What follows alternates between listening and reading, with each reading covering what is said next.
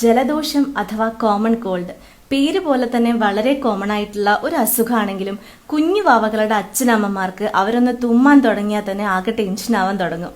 കാരണം പിന്നെ എന്തൊക്കെ ബുദ്ധിമുട്ടുകളായിരിക്കും. കുഞ്ഞുവാൾക്ക് നേരെ ഉറങ്ങാൻ പറ്റില്ല, അതേപോലെ നേരെ ആഹാരം കഴിക്കില്ല, എപ്പോഴും ഭയങ്കര കരച്ചിലായിരിക്കും, അങ്ങനെ ആകെ അസ്വസ്ഥനായിരിക്കും കുഞ്ഞ്. അതുകൊണ്ട് തന്നെ ഇത്തരം സമയങ്ങളിൽ നമ്മൾ വേപ്പറൈസിങ് ജെല്ല് പോലെയുള്ളവ കുഞ്ഞുങ്ങൾക്ക് തേച്ചു കൊടുക്കാമോ എന്നത് മിക്ക പേരൻസിന്റെയും ഒരു ഡൗട്ടായിരിക്കും. ഇതിന് സമാനമായി നാച്ചുറലായി ചെയ്യാൻ പറ്റുന്ന കാര്യങ്ങൾ എന്തൊക്കെയാണെന്ന് നമുക്ക് നോക്കാം.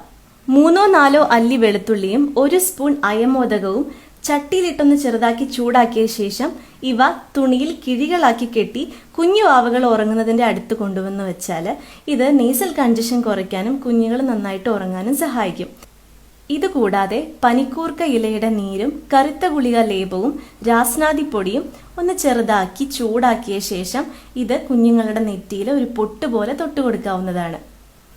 ഇനി ജലദോഷം വരാതിരിക്കാൻ കുഞ്ഞു വാവകളെ കുളിപ്പിക്കാൻ വെള്ളം തിളപ്പിക്കുമ്പോൾ അതിൽ പനിക്കൂർക്കയുടെ ഇല ഇടുന്നതും വളരെ നല്ലതാണ്. കുളി കഴിഞ്ഞ ശേഷം പനിക്കൂർക്കയുടെ ഇല ഉണക്കി പൊടിച്ചത് നെറുകിലിട്ട് കൊടുക്കുന്നതും വളരെ ഗുണം ചെയ്യും.